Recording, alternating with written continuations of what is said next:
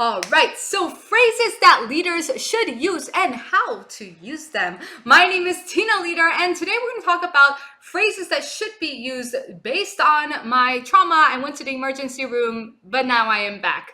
Yesterday, during a live class session for work, I felt a really sharp pain that I just I couldn't even lay down. It hurt so much. When you're in a state of pain and health and your body's failing you, if that's ever happened to you before, there's a lot of fear that comes in play and a lot of stress and a lot of what ifs. I think with stress, our truest self gets revealed and our values get revealed.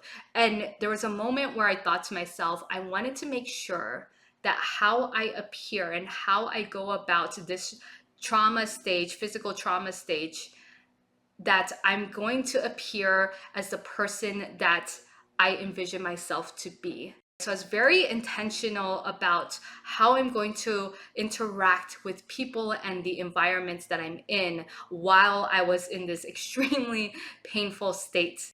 And so, with that mindset, there are three phrases that I used throughout this time being in the emergency room, and I hope that it's going to help you in some way. Really, it's not just the phrases themselves, but why and the philosophy behind using the phrases, because I think that's more important. You could carry it through your own language or your own scenario that ultimately matters. And so the first one was thank you. If you're a type A personality, when things are getting high stress, you don't have time to tell people thank you, right? Just because you just gotta get things done, right? And so when we're in that hyper mode, when we're in that mode of just like wanting to kill it, it's easy, I think, for us to strip away the humanity when it feels like there is no humanity. With my health, a lot has been going on with my health, a lot of just I just feel like my body was failing me, and no matter what I do, and I've been exercising, I've been eating right, and yet my body is still failing me. And so there's this side of me that felt anger, right? Of course I had fear because I didn't know what's going on with my body, and I felt anger that my body was failing me. So in that time, I just thought to myself, if I could not only say thank you, but express gratitude. And when I say express gratitude, I mean when I look into their eyes and then I just take a moment to breathe and just really say, okay, thank you so much. Have that, even for that microsecond, that moment of connection, and just really thanking them for what they're doing. To the person who put the blanket on me, the person who put me in a wheelchair, the person who gave me the pen to sign the paper, I said thank you, thank you, thank you. And the person who drew my blood, I said thank you. And the person who gave me an Uber ride with the classical music and the 2 a.m. night sky, and I just said thank you. And so I think when we express their gratitude back to people, it shows, and it shows your leadership, and it shows your humility, right? I think that humility piece is so important. I had a team member, you know who you are, you told me in a private message, hey, I understand you're at the emergency room, and don't worry, everything's taken care of, the team is taken care of.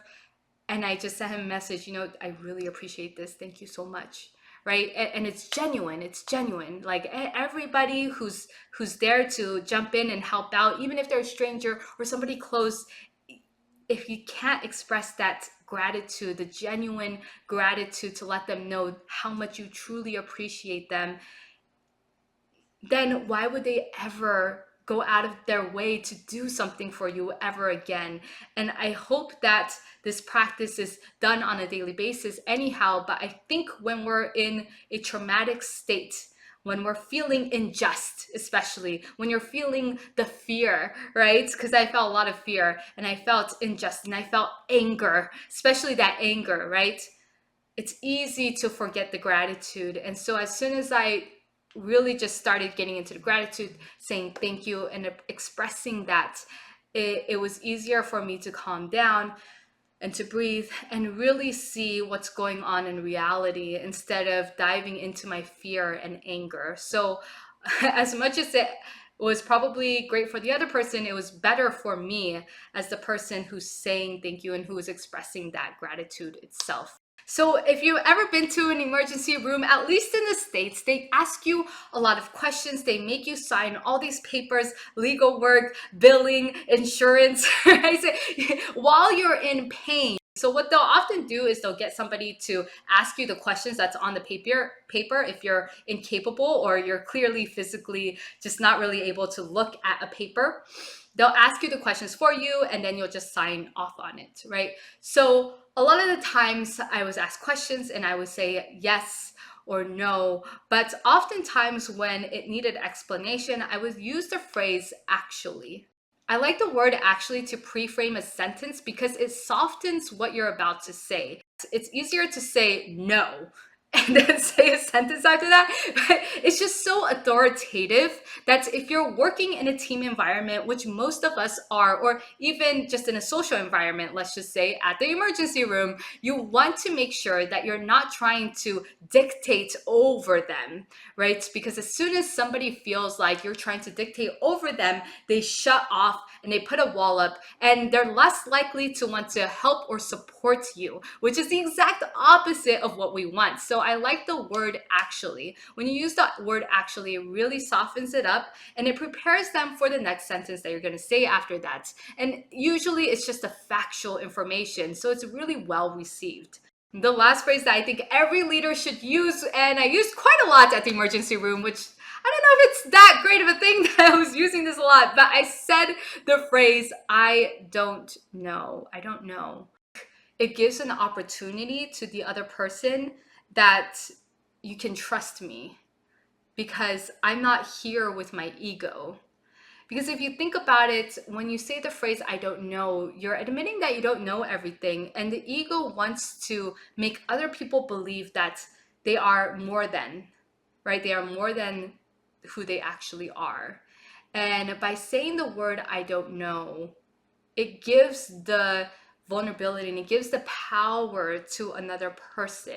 Whether it's a intimate romantic partnership or maybe it's a business partnership or friendship or family members, but you should be able to say, here's my vulnerability and I'm giving you the power, because you do have the power to hurt me with this vulnerability, but you also have the power to support and love and give. I feel the same way about what we call leadership, right? It's giving to other people that it's almost like karma where it comes back around to ourselves. And so as soon as we put ego in our leadership and as soon as we put our own goals and our own selfish need and not necessarily thinking about the collective, it comes back. It comes back. It's like karma. And it's based off of things like giving power away, right? Lending that and giving other people opportunity to do what they will with it, right? Because in doing that and in giving micro power, like in giving that opportunity to people around me, it also says to myself that I'm confident enough that even if they took advantage of that power, of that vulnerability that I'm giving them, that I will be okay and it's okay, right?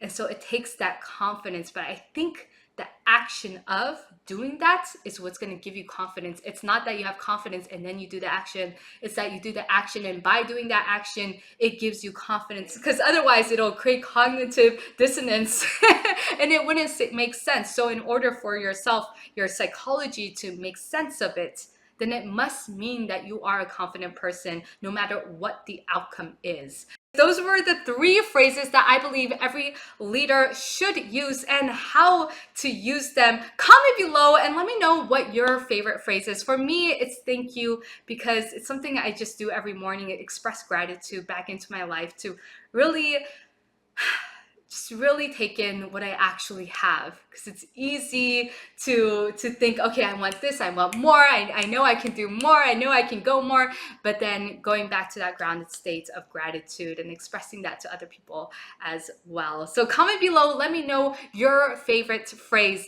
and subscribe, hit hit that like button if you like today's content, and hit the bell button so you will be notified on my next video. I will see you then.